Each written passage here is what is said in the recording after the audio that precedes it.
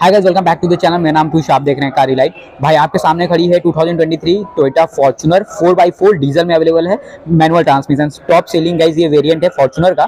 Total 7 variant में available होती है एंड 7 कलर ऑप्शन के साथ आती है। इस वीडियो में गाइस इसका हम लोग फुल डिटेल रिव्यू नहीं करने वाले, क्योंकि मैंने इसका पूरा फुल डिटेल रिव्यू पहले ही कर रखा है। अगर आपको देखना है तो आई बटन पे आ रहा होगा, जाके वहाँ पे चेकआउट कर सकते हैं। एंड गाइस इसमें हम लोग बात करेंगे कि अगर आपको टोयोटा की कोई व्हीकल लेनी है या फिर कोई भी कार फाइनेंस कराना है, हम लोग तो वैसे भी आज फॉर्च्यूनर की बात करेंगे, तो उसमें आपको क्या क्या डॉक्यूमेंट्स लगेंगे। अगर आपको फॉर्च्यूनर ही फाइनेंस कराना है तो इसमें मिनिमम डाउन पेमेंट क्या लगेंगे, ईएमआई क्या आएगी और यहाँ पे क्या क्या आपको डॉक्यूमेंट्स वगैरह सब देखने को मिलेंगे। तो चलिए गाइस बिना देरी के इस हम लोग फाइनेंस डिटेल को स्टार्ट करते हैं। अगर आप वाराणसी नियर बाई से बिलोंग करते हो, टोयोटा की कोई भी व्हीकल चाहिए, come to the Rajan Toyota, check out the product and book now. Guys यहाँ पे अगर हम लोग प्राइस को देखते हैं तो ये है अपनी Fortuner 4x4 diesel manual transmission. इसकी जो आपको ऑन रोड प्राइस देखने को मिलेगी वो आपको 46 लाख अप्रॉक्स देखने को मिलेगी वाराणसी में। गाइस जो प्राइस है वो city to city and states में वेरी कर सकता है। अगर आप लोग डिफरेंट सिटी स्टेट्स में रहते हो तो प्राइस थोड़ा वेरी करेगा। बात करते हैं गाइस इसके हम लोग मिनिमम डाउन पेमेंट की। तो गाइस यहाँ पे आप सभी लोग को 10 लाख मिनिमम यहाँ पे 10 लाख रुपीज आपको डाउन पेमेंट देखने को मिलेगा टोयोटा फॉर्च्यूनर में। गाइस वेरिएंट आप एक बार देख लेना। यहाँ पे गाइस अगर रेट ऑफ इंटरेस्ट की बात करें तो यहाँ पे हम लोग लेके चलेंगे 9% रेट ऑफ इंटरेस्ट का। थोड़ा सा अगर गाइस जो रेट ऑफ इंटरेस्ट है वो डिपेंड करता है आपके सिविल स्कोर पे, आपका कैसा सिविल हिस्ट्री है। अगर थोड़ा सा सिविल स्कोर आपका लो होगा तो मे बी यहाँ पे आपका जो रेट ऑफ इंटरेस्ट है वो हाई पे जा सकता है।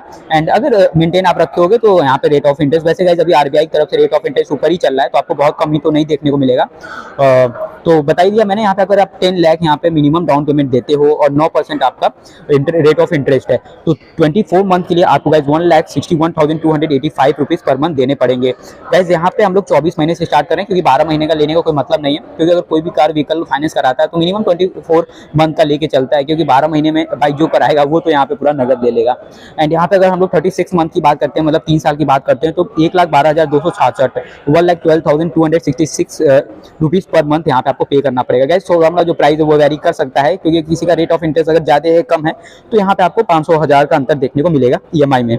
एंड गाइस अब बात करते हैं 48 मंथ के लिए। अगर आप 48 मंथ के लिए लेना चाहते हो, 10 लाख मिनिमम डाउन पेमेंट दे रहे हो, तो 87,854 आपको हर महीने पे करना पड़ेगा। 48 महीने लगातार आपको पे करना पड़ेगा। एंड गाइस एक चीज मैं बता दूं, कोई भी लोन आप बहुत ज्यादा टेन्योर पे मत ले जाओ, बहुत ज्यादा महीने पे मत ले जाओ, क्योंकि उसमें आपका लॉस होता है, इंटरेस्ट बहुत ज्यादा आपको पे करना पड़ जाएगा। एंड यहाँ पे काफी सारे चार्जेस भी जुड़ती रहती हैं। तो यहाँ पे आप मिनिमम आप जो मंथ है उसको लेके चलो, टेन्योर आप मिनिमम लेके चलो तो आपके लिए ज्यादा फायदा रहेगा और आप इंटरेस्ट भी बहुत कम पे करोगे। एंड गाइस यहाँ पे अगर बात कर ले हम लोग 60 मंथ के लिए, तो अगर आप 10 लाख रुपीज डाउन पेमेंट देते हो Toyota Fortuner 4x4 manual transmission diesel के लिए, तो यहाँ पे आपको गाइस 5 साल मतलब 60 महीने के लिए 73,250। तो गाइस यहाँ पे आपको 60 मंथ के लिए 73,285 रुपीज पर मंथ देना पड़ेगा। तो ये थी भाई बात। तो 10 लाख के लिए अगर आप 10 लाख मिनिमम डाउन पेमेंट देते हो तो ये आपको इंस्टॉलमेंट देना पड़ेगा 2 साल से लेके 5 साल तक के लिए। एंड गाइस मैं रिकमेंड नहीं करूंगा कि आप 5 साल के ऊपर लो, क्योंकि भाई आपको बहुत ज्यादा इंटरेस्ट पे करने पड़ जाते हैं उसमें, और काफी सारे एक्स्ट्रा चार्जेस भी इंक्लूड हो जाते हैं, तो कोई मतलब नहीं है। 5 साल यहाँ पे भाई इनफ है। एंड वही अगर हम लोग बात कर ले भाई 20 लाख, अगर कोई बंदा अगर 20 लाख मिनिमम डाउन पेमेंट देता है Toyota Fortuner 4x4 manual transmission diesel के लिए, तो यहाँ पे भाई आपको आपका रेट ऑफ इंटरेस्ट अगर 9% हम लोग लेके चल रहे हैं, तो जो यहाँ पे आपको देखने को मिलेगा 24 महीने के लिए वो 1,15,555 रुपये देखने को मिलेगा। एंड यहाँ पे अगर बात कर लेते हैं हम लोग 36 महीने के लिए, मतलब 3 साल के लिए, तो यहाँ पे आपको 80,434 रुपीज पर मंथ देखने को पड़ेंगे। आपको 36 महीने के लिए आपको देना पड़ेगा 80,434 रुपये।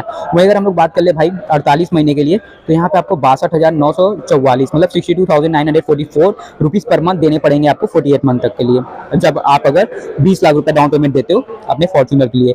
एंड वहीं अगर हम लोग बात कर ले भाई 60 महीने के लिए, 60 महीने के लिए, 60 मंथ के लिए, तो यहाँ पे आपको 52,506 रुपीज पर मंथ देने पड़ेंगे 60 महीने तक लगातार, अगर आप 20 लाख रुपए देते हो down payment Toyota Fortuner 4x4 manual transmission diesel में। तो एंड गाइस अब बात कर लेते हैं डॉक्यूमेंट क्या क्या चाहिए। ये काफी ज्यादा फैक्टर करता है, क्योंकि बहुत जितने भी बैंकर्स होते हैं बहुत दौड़ाते हैं कस्टमर को ये डॉक्यूमेंट होगा, और जो कस्टमर होते हैं उनको भी नहीं मालूम होता है भाई कि क्या क्या जो डॉक्यूमेंट होते हैं रिक्वायर्ड होते हैं कार लोन के लिए।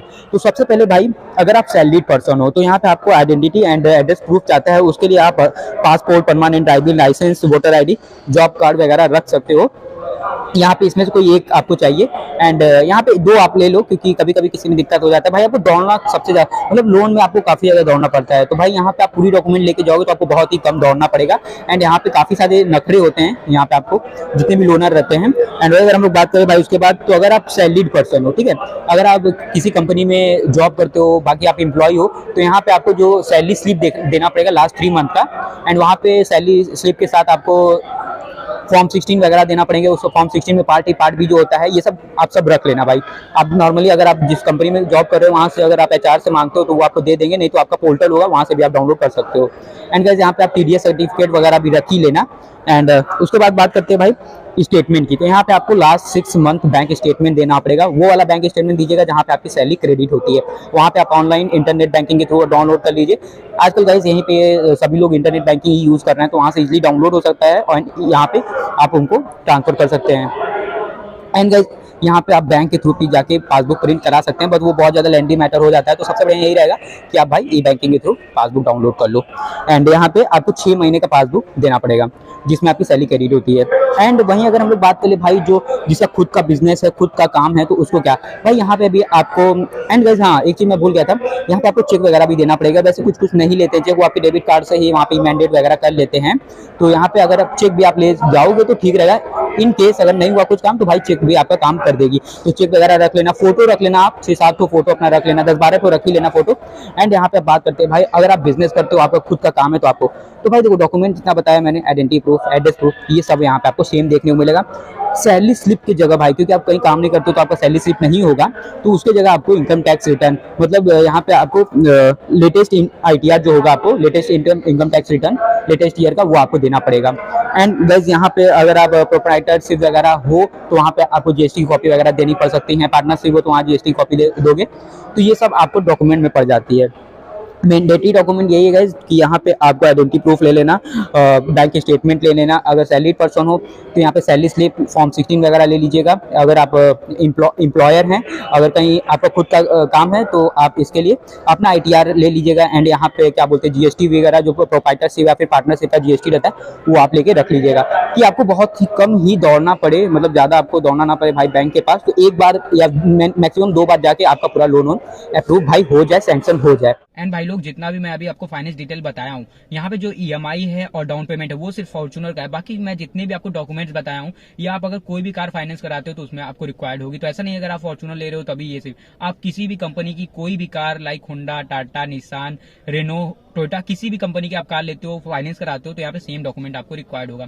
भाई लोनर जो होते हैं काफी ज्यादा दौड़ाते हैं कस्टमर्स को कि ये डॉक्यूमेंट वो डॉक्यूमेंट, इसलिए भाई मैं ये वीडियो बना दिया कि भाई आप एक बार में अपना लोन सैंक्शन करा लो, अप्रूव करा लो, पूरी डॉक्यूमेंट लेके जाओ भाई, आपको भी कोई दिक्कत नहीं होगा। एंड वहां पे जो लोनर बैठा है उसको भी कोई दिक्कत नहीं होगा।